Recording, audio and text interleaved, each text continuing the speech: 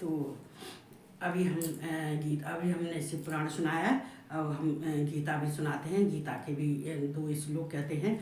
चूँकि देखो ये शिव पुराण के साथ साथ हमारी गीता भी चल रही है, लेकिन हमें दुख हो रहा है कि गीता हमारी अब कुछ दिन में पूरी होने वाली है। चूँकि 18वें अध्याय के 24-25 में श्लोक पे तो आई गई। तो देखो हमें सुनना चाहिए। देखो अगर भगवान शिव को पाना चाहते हो तो कृष्ण का ज्ञान सुनो। वो ऐसे ज्ञान देते हैं। अगर हमारे अंदर ज्ञान आ जाता है तो हम किसी भगवान को प्राप्त कर सकते हैं। जब हमारे अंदर ज्ञान ही नहीं है, अज्ञान है, तो फिर हम कहाँ से हमको भगवान को पाने के लिए ज्ञान आएगा। तो ज्ञान लेना, ज्ञान देना ये बहुत जरूरी होता है। तो हम ज्ञान देंगे तो तभी जब हमें ज्ञान प्राप्त होगा तो कृष्ण से ज्ञान ले लो जो है। तो चलते हैं, पहले हम उनका आह्वान करते हैं।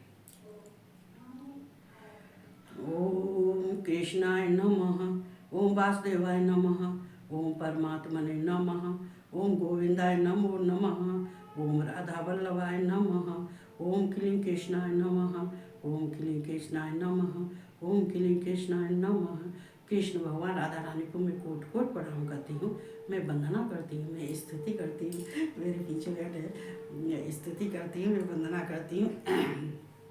और दुख और सबको जितने हैं संसार के सबको मैं जय श्री कृष्णा और राधे राधे सब जितने हैं संसार वाले सबके लिए मैं करती हूँ। तो देखो ये मेरे पीछे बैठे हुए हैं, तो इनको भी बहुत बहुत धन्यवाद देती हूँ और सबको ही बहुत बहुत धन्यवाद देती हूँ मैं। तो चलते हैं, आज हमारे कृष्ण भगवान क्या कह रहे हैं।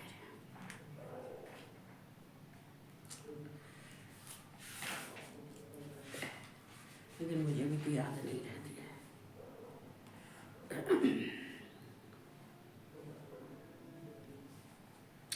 देखो कल हमने बताया था, परंतु हे प्रथापुत्र अर्जुन, फल की इच्छा वाला मनुष्य जिस धारणा शक्ति के द्वारा अत्यंत आसक्ति से धर्म, अर्थ और कामों को धारण करता है वह धारण शक्ति राजसी है। इसको तो हमने बता दिया क्या क्या है। अब ये है, या स्वप्नम भयम शोकम विषादम मदमेव च न विमोचत दुर्मेधा धत सा पार्थ तामसी। अब ये जो है राजसी का कल हमने बता दिया था। अब ये आ गया तामसी का। हे पार्थ, दुष्ट बुद्ध वाला मनुष्य जिस धारण शक्ति के द्वारा निंद्रा, भय, चिंता और दुख को तथा उन्मत्तता को भी नहीं छोड़ता अतः धारण किए रहता है वह धारण शक्ति तामसी है। देखो दुष्ट बुद्ध वाला मनुष्य, ये कृष्ण कह रहे हैं कि ये जो है यह स्वप्नम भय शोकम विषादम मदमेव, ये दुर्मेधा विमुच्यत दुर्मेधा, जिसकी दुर्मेधा मतलब जिसकी बुद्धि दुष्ट बुद्धि वाला है। तो जो दुष्ट बुद्धि वाला मनुष्य है वो जिस धारण शक्ति के द्वारा देखो निंद्रा और भय, जब किसी की निंदा करता है सबकी निंदा करेगा, सबकी बुराई करेगा, सबके जो जितने हैं उसके अंदर छल कपट है, झूठ है, सब कुछ करेगा, दूसरों की निंदा, और फिर उसको उसके बाद में भय, चिंता, ये सब उसके साथ साथ चलते हैं। जो वो निंदा करता है, किसी की छल कपट करता है, झूठ बोलता है, किसी की ठगी करता है, किसी को निंदा करके किसी को ठगता है, या फिर हर समय निंदा, बहुत सारे ऐसे होते हैं कि जो हर समय किसी की अच्छी बात तो कहते नहीं, नेगेटिव होते हैं, वो सबकी निंदा करते रहते हैं। पर उसको भय भी बहुत होता है। भय इसलिए होता है कि कहीं मेरी मौत न हो जाए, कहीं मेरा धन संपत्ति नष्ट न हो जाए, कहीं मेरे शरीर को रोग न लग जाए, कहीं मेरी कोई मेरा विनाश न हो जाए, कहीं मेरे इष्ट देव का भी विनाश न हो जाए, मतलब उसको कहीं ऐसा न हो कि मुझे मोक्ष नहीं मिले, तो उसको मतलब भय रहता है। चूँकि वो जो निंदा करता है, निंदा करने वाला व्यक्ति वो दुष्ट स्वभाव का होता है। चूँकि वो अपने को धारण कर, उसने अपने दृढ़ संकल्प कर लिया है। तामसी लोगों के तो ये धारणा होती है, ये दृढ़ संकल्प होता है कि हम ऐसा करते हैं, चूँकि उनकी तो स्वभाव प्रकृति ही ऐसी है, तामसी जितने लोग हैं उनकी ऐसी ही है।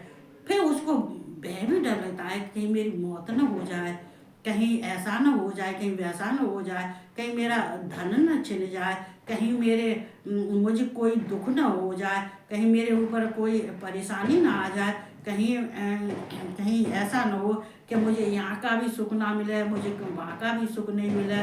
वो मतलब इसी पूरी जिंदगी यही सोचता रहता है, ये इसी सोच विचार में पड़ा रहता है। उसके पास में अच्छी ना ही विचार है ना अच्छी सोच है, दुष्ट बुद्धि वाला है। चूँकि उसने अपने को इसी धारणा में इसी धारणा को धारण करके रखा है अपने अंदर, चिंता। फिर उसको चिंता भी होती है कि कहीं ऐसा ना हो कि अगर मैं ये सब करने के बाद में कहीं मेरा कोई अनर्थ ना हो जावे, कहीं ऐसा ना हो कि कोई मनुष्य मुझको चोट मार दे, या फिर मैं ये सब जो कर रहा हूँ इसका कोई कोई मुझे परिणाम, दुखद परिणाम तो नहीं मिलेगा। मतलब उसको चिंता भी करता है, और फिर चिंता करता है तो फिर उसको दुख होता है, दुख को तथा उन्मत्तता को। फिर उसको ये सोच सोच की चिंता कर करके डर की वजह से और ये सब कहते हैं अपनी निंदा सुनता है, दूसरों की निंदा करता है, उसके सब कार्य फिर वो क्या फिर दुखी होता है। चूँकि ऐसे लोगों को क्या मिलता है? दुख, सुख नहीं मिलता है। चूँकि उसको जीवन भर इसी में पड़े रहने से उसको दुख ही दुख मिलते हैं, लेकिन फिर भी उसका अहंकार खत्म नहीं होता, उन्मत्तता को भी नहीं छोड़ता। फिर भी उन्मत्तता को मतलब अहंकार को और आसक्ति को नहीं छोड़ता। ये मोह, ये अहंकार इसको नहीं छोड़ता है, इसी में पड़ा रहता है, अर्थात धारण किए रहता है, इसी में पड़ा रहता है, अर्थात इन्हीं सब कुकर्मों को धारण किए रहता है। धृत है ये धारण करना, ये धारण करके रहता है। वो है धारण शक्ति ही तामसी है। उसकी जो जो वो जिस शक्ति को वो समझता है और धारण करके रहता है, तो वो जो धारण करके जिस शक्ति को अपनी शक्ति समझता है, चूँकि वो तो उल्टे चलते, तामसी लोग तो उल्टे चलते, विपरीत, सारे काम विपरीत, धर्म को अधर्म मानते हैं, धर्म को धर्म मानते हैं। चूँकि ये विपरीत ही सोचते हैं, विपरीत ही कार्य करते हैं, तो ये धारण शक्ति, ये ऐसे मनुष्य की जो धारण शक्ति है वो तामसी है।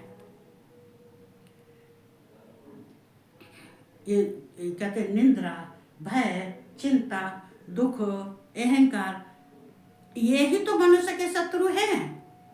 अगर ये इसी को छोड़ दे तो सात्विक में क्यों नहीं चले जाए? फिर तो अगर ये ही नहीं रहेगा तो फिर वो सात्विक ही है। लेकिन ये जो है न, ये सब हैं ये तामस लोग, ये राजसी, ये तामसी हैं।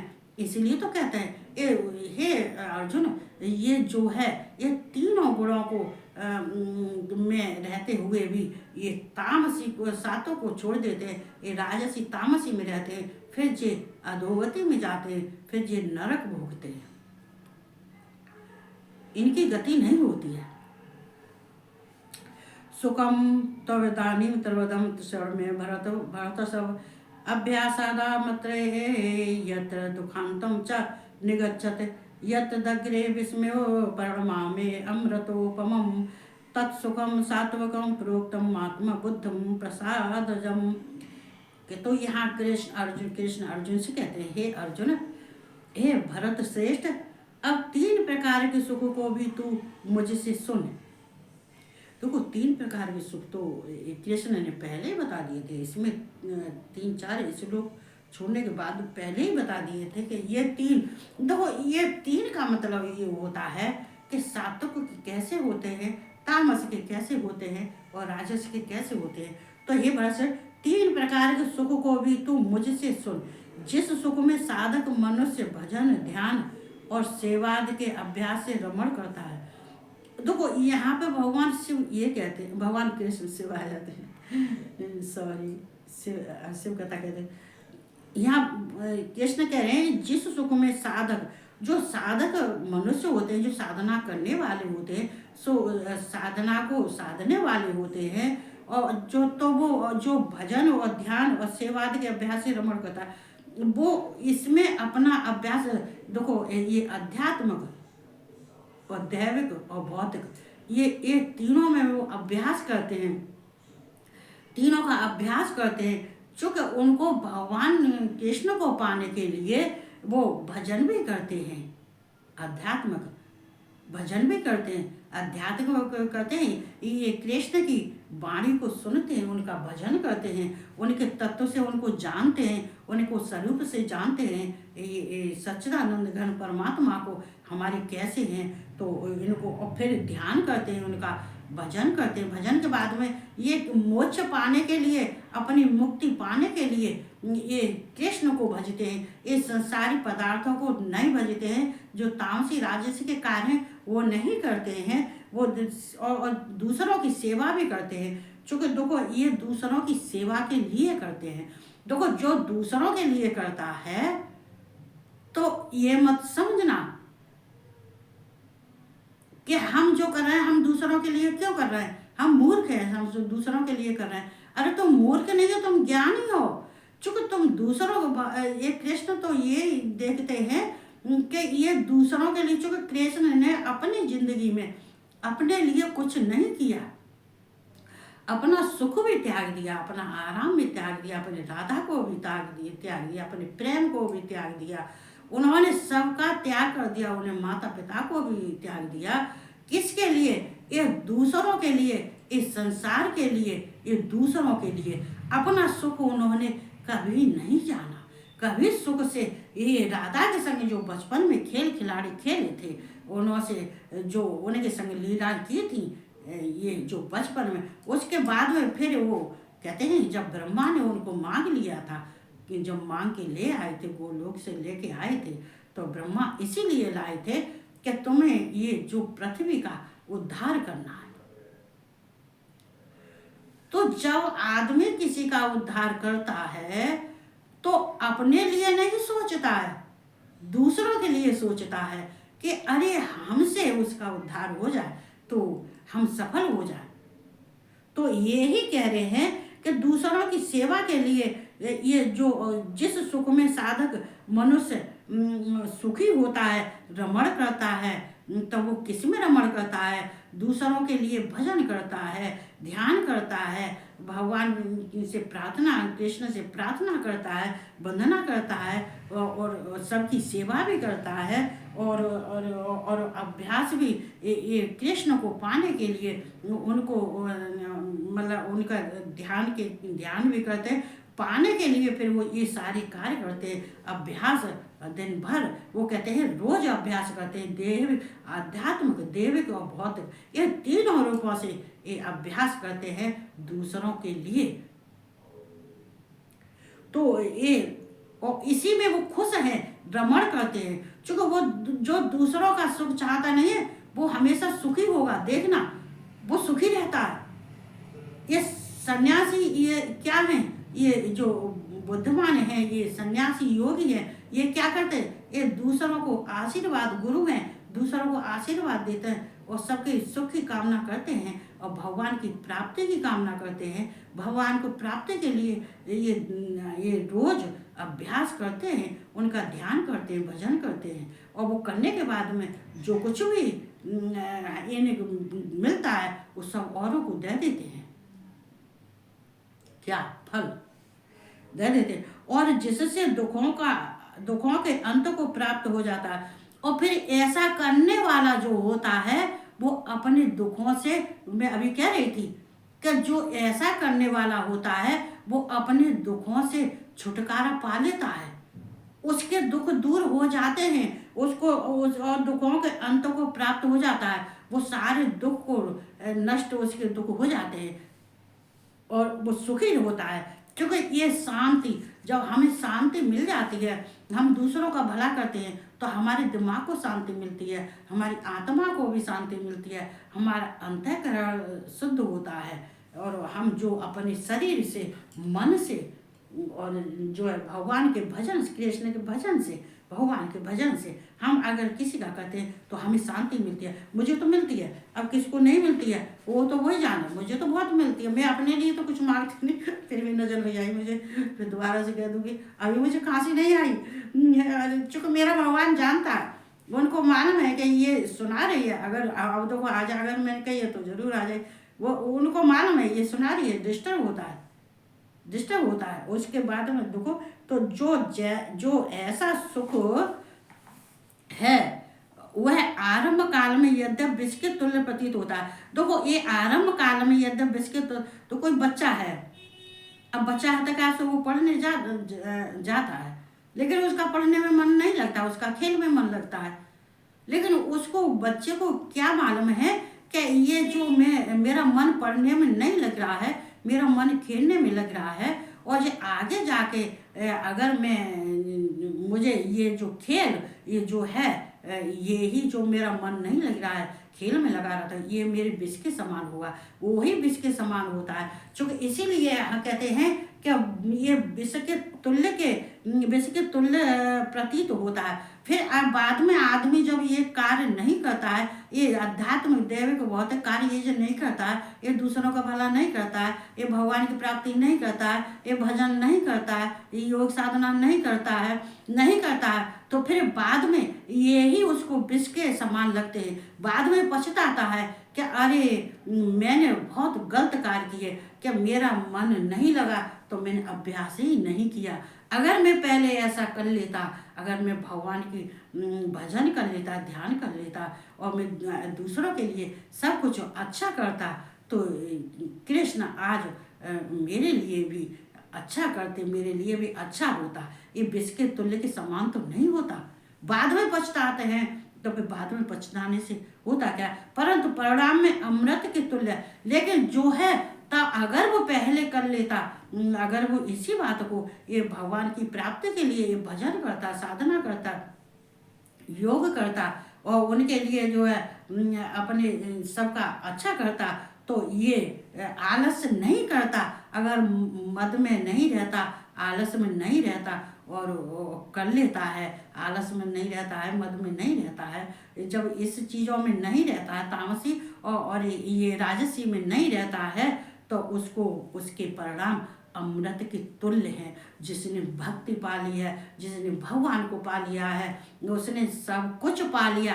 कहते हैं उसने जिसने संसार बहुत तो कहते हैं कि धन पाके बहुत खुश होते हैं, उनको ये मकान दुकान धन संपत्ति पाके बहुत खुश होते हैं, लेकिन वो क्षण भर है, वो नाशवान है, वो क्षण के लिए सुख है, वो हमेशा के लिए सुख नहीं है। ना ही वो सुख यहाँ हमेशा के लिए है, और ना परलोक में हमेशा के लिए है। वो क्षणिक है, उसमें जिसमें वो सुखी रह रहे वो सुख क्षणिक है। जो भगवान प्राप्ति का हमें सुख मिलता है वो हमें यहाँ भी मिलता है, परलोक में भी मिलता है, और जन्म जन्म मिलता है। हमारे कृष्ण हमें वो फल देते हैं, हम मांगते नहीं है, बिन मांगे देते थे। इसलिए वह परमात्मा विषय के बुद्धि के प्रसाद से उत्पन्न होने वाला सुख सात्विक कहा गया।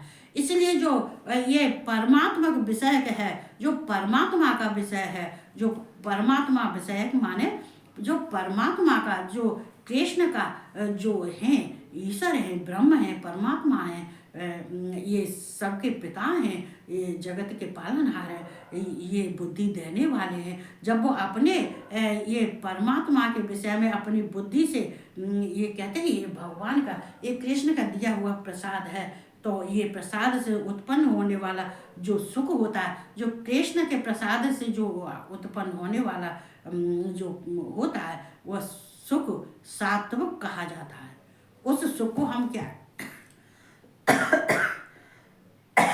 अब आई मुझे खांसी, उस सुख को हम सात्विक कहते हैं। ना ही वो तामसी है, और ना ही वो क्षणिक है, ना ही वो नाशवान है, ना ही वो मतलब कोई हमें दुख देने वाला है। वो हमें सुख, हमें वो कार्य हमारे जो दिए हैं कार्य, वो हमें जो हम अभी हमने बताए थे, वो कार्य हमें सुख देने वाले होते हैं, हमें दुख देने वाले नहीं होते हैं। जब हम ईश्वर की प्राप्ति हो जाती है, जब कृष्ण की प्राप्ति हो जाती है, और जब हमारा दूसरे कहते हैं कि हम जो भी करते हैं वो दूसरों को हम प्रदान करते हैं, अच्छा कार्य, अच्छे विचार, तो ये ही हमारा सुख है।